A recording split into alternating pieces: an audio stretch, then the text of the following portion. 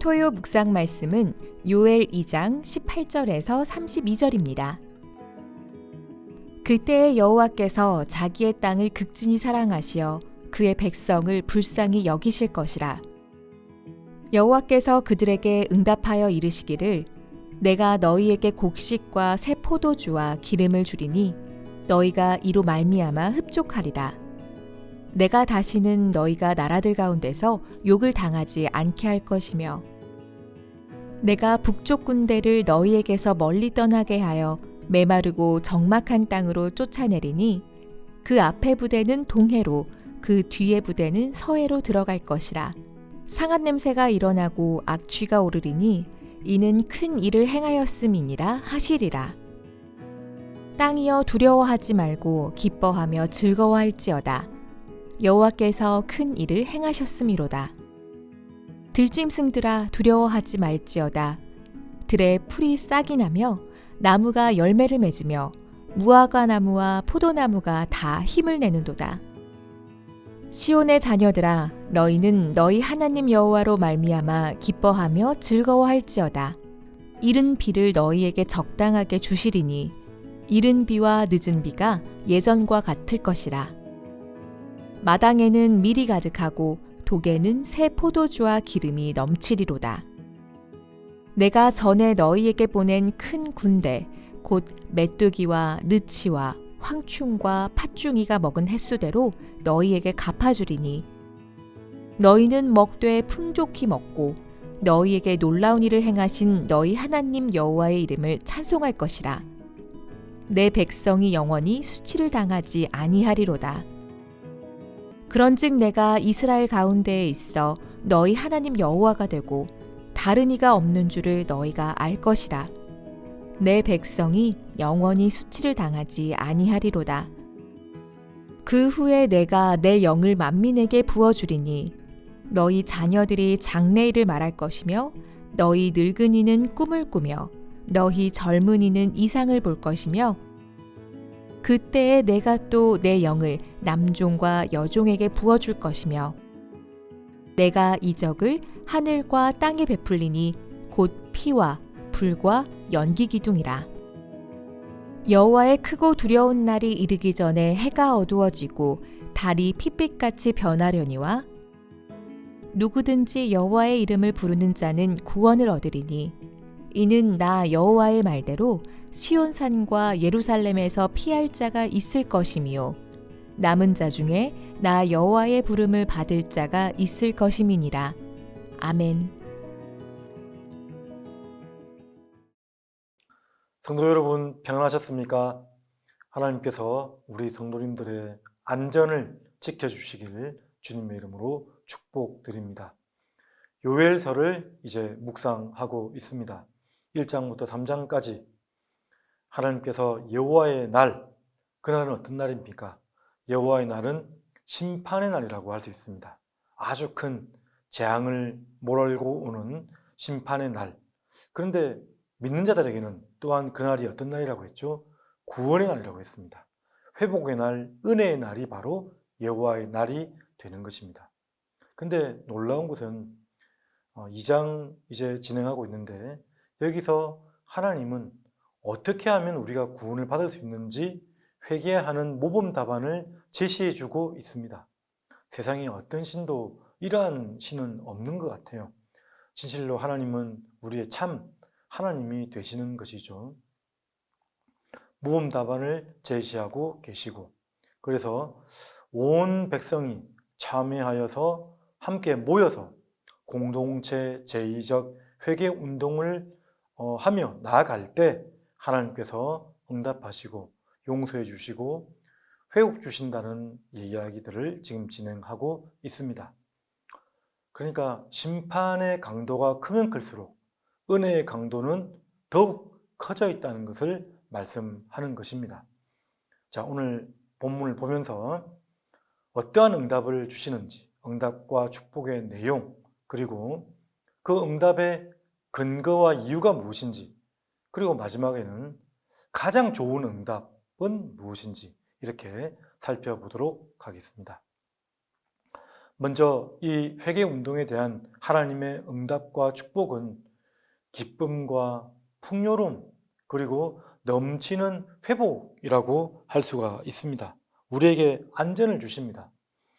우리 25절에 보면 이 메뚜기 재앙은 이 군대로도 묘사되어져 있는데 25절에 보면 내가 전에 너희에게 보낸 큰 군대 곧 메뚜기와 느치와 황충과 팥주기가 먹은 횟수대로 너희에게 갚아주겠다. 선행한 어떤 모든 것을 다 회복시켜 주시게 된다고 말씀하십니다. 그러면서 우리에게 흡족함, 아주 큰 만족함과 충만함과 채워짐의 은혜를 우리 주시는데 하나님께서 이 자기 백성들의 참된 회개와 그리고 하나님께 향한 바라봄과 하나님을 찾는 그 믿음은 먼저 땅을 회복시킨다고 했습니다. 땅의 기력을 회복시켜서 풍성하게 하십니다. 소출을 풍성하게 하고 식물이 푸르게 자라나게 합니다. 그러므로 땅에 있는 동물들도 기뻐하며 회복하게 되는 것입니다. 이른 비와 늦은 비를 적절하게 주셔서 모든 이 기후의 일들을 하나님께서 조정하시는 것이죠. 그래서 많은 하나님의 회복이 있게 하시고 그리고 이제 마지막에는 제사가 회복되게 함으로 말미암아서 하나님을 마음껏 찬양하고 마음껏 드리고 드림이 또 축복이지 않습니까? 마음껏 하나님께 헌신할 수 있는 그런 복을 말씀하고 있습니다. 다시는 너희들이 다른 백성으로부터 수치를 당하지 아니할 것이다. 나는 너희의 하나님이 되고 너희는 나의 백성이 되겠다는 그 약속의 말씀을 우리에게 주고 계십니다. 엄청난 안전과 풍요로움을 갖다 주시는 것이죠. 넘쳐납니다. 넘쳐나는 축복. 하나님은 참으로 우리 편이 되셔서 함께 하신다고 곳곳에 말씀하지 않았습니까? 여호와는 내 편이시라. 여호와가 우리와 함께 계시니 사람이 내게 어찌할꼬. 여호와는 항상 나와 함께 하셔서 나의 의지처가 되신다라고 설명을 하고 있습니다. 하나님의 풍요로움을 주시는 풍요로움을 기억하시길 바랍니다. 회개운동, 전 인격을 드리는, 전 마음을 참여하며 나가는, 통회하고 상한 심령으로 나가는 그러한 회개운동의 응답은 하나님의 풍요로움과 채우심인 것을 말씀하고 있습니다. 두 번째 말씀드릴 것은 그러면 이 하나님의 응답하심의 이유가 정말 확실한 그 근거가 무엇인가? 제가 초반에 공동체 제의적 회개운동이라고 말씀드렸는데 모여라, 참여하라, 부르짖어라 뭐 이런 말씀들을 드리긴 했는데요. 그런데 정말 그것이 뿌리인가? 사실은 어디서 이 근거가 나타나냐면 두 줄의 말씀을 살펴볼 필요가 있습니다. 18절을 한번 보십시오. 18절에 그때의 여호와께서 자기의 땅을 극진히 사랑하시어 그의 백성을 불쌍히 여기실 것이라. 극진히 사랑하신다고 말씀하고 계시고요. 불쌍히 여기신다라고 말씀하고 있습니다. 오늘 2장 앞절부터 쭉 살펴보면 어제 본문이었잖아요. 읽어보면 하나님이 다 준비해 놓고 있습니다. 우리에게 어떤 말을 해야 될지 어떻게 하라라고 다 말씀을 하고 있어요. 모여라, 부르짖어라, 애통하라, 금식하라 말씀을 하고 심지어 인용해야 될 이야기도 써놓고 있습니다. 출애굽기 34장 6절 말씀 하나님은 노하기를 더디하시고 인자하시고 은혜로우시며 자비로우시고 그런 인애가 크신 그런 하나님의 말씀을 인용하면서 이런 말씀을 인용해서 기도하라 라고 지금 가르쳐주고 있어요.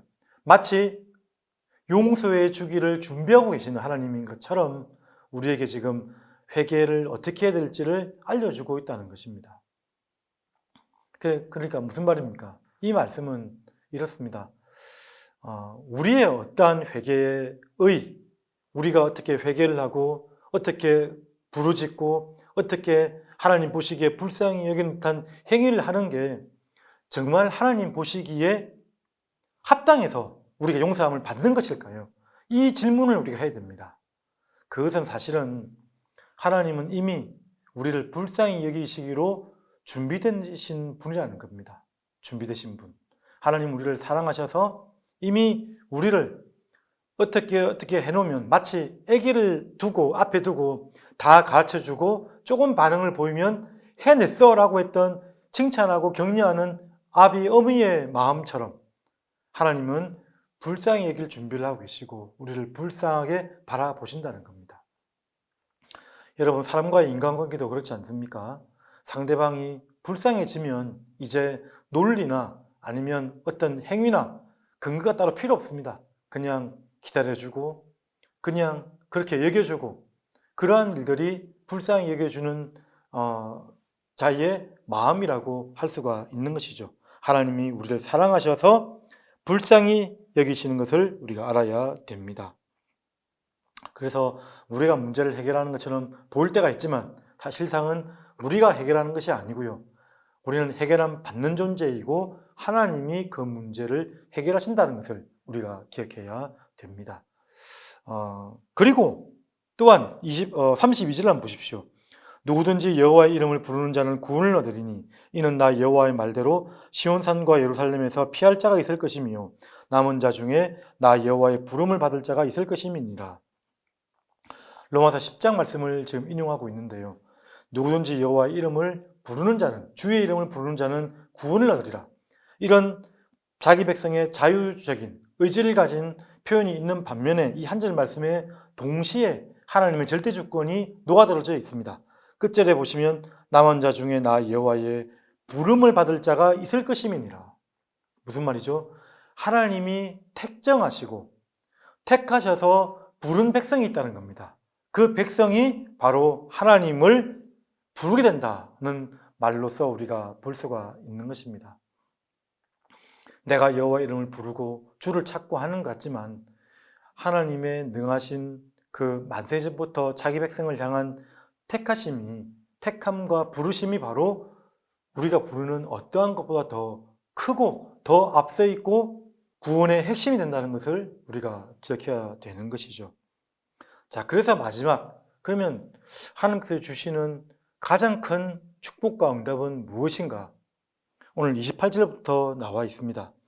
그 후에 내가 내 영을 만민에게 부어주리니 너희 자녀들이 장래일을 말할 것이며 너희 늙은이는 꿈을 꾸며 너희 젊은이는 이상을 볼 것이며 여기 내 영을 만민에게 각 사람 한 명에게 부어주실 것이다. 하나님의 최고의 축복과 응답은 성령을 우리의 심령에 부어주시는 것입니다. 만민에게 부어주겠다고 하지 않았습니까? 이 일들이 예수 그리스도께서 내가 너희를 떠나가면 보혜사 성령이 올 것이라고 말을 했었고요.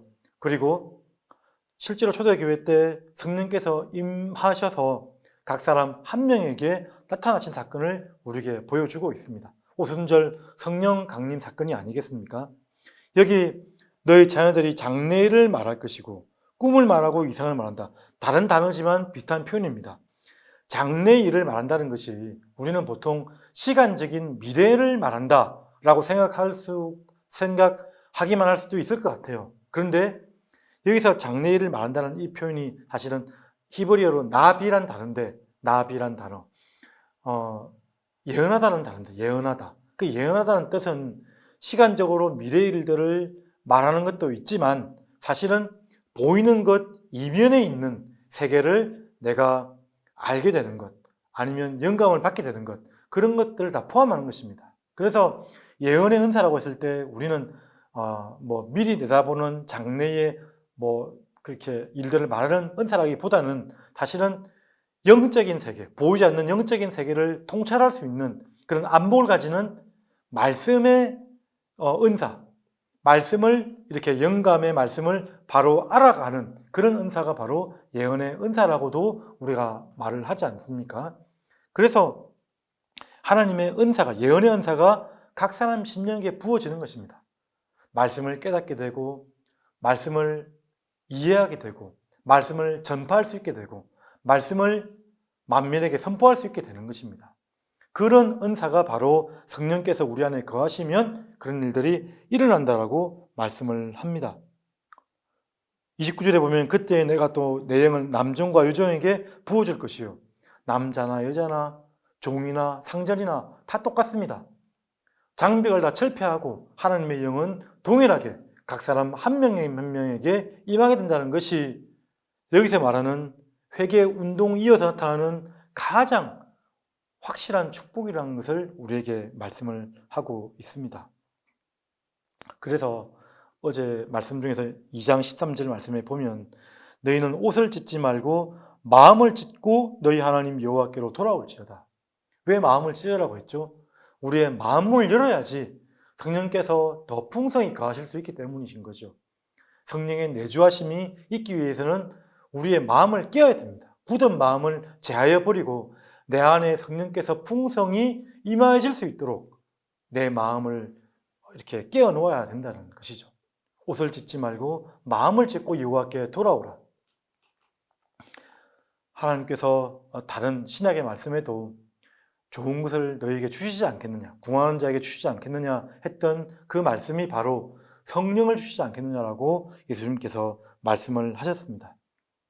구약시대의 제사장만이 구약 그 성소에 들어가서 하나님을 배웠지만 이제는 누구나 하나님의 임재 가운데 성령의 감동 가운데 하나님을 경험하고 알게 될 수가 있는 것입니다. 그리고 언제든지 하나님께 나아가 참 예배를 드릴 수가 있는 것이죠.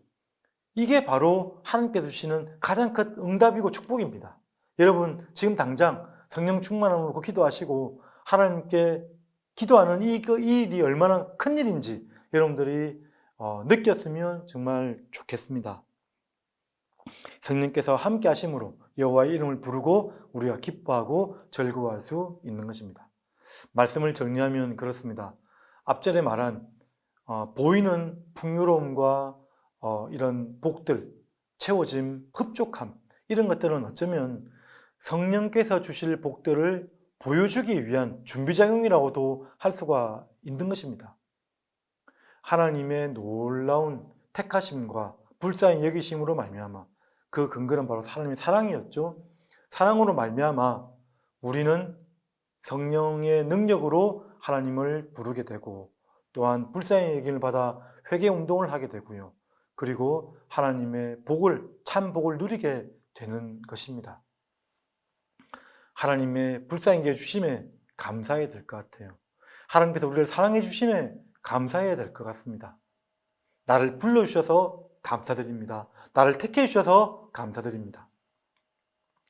분주하고 바쁜 연말입니다. 또 코로나 상황도 정말 참 가장 심한 상황인 것 같아요. 이런 상황에서 마음을 지키고 감사함으로 연말을 마무리하는 저와 하나님께서 사랑하시는 모든 토요 성도님들이 되시기를 주님의 이름으로 축복드립니다. 다 같이 말씀을 기억하면서 기도하도록 하겠습니다. 살아계신 하나님 아버지, 오늘 말씀을 통해서 하나님이 우리를 택하셨고 회개했을 때에 우리에게 얼마나 큰 축복을 주시는지를 보게 하시니 감사드립니다. 하나님의 응답을 간구합니다. 기다립니다. 하나님의 사랑을 받은 자로서, 부름을 받은 자로서 하나님 우리 마음에 확신과 믿음이 강하게 임하게 하여 주시고 하나님 앞에 참된 회개의 운동으로 말미암아 하나님 앞에 온전히 설 수 있는 자들 될 수 있도록 인도하여 주시옵소서.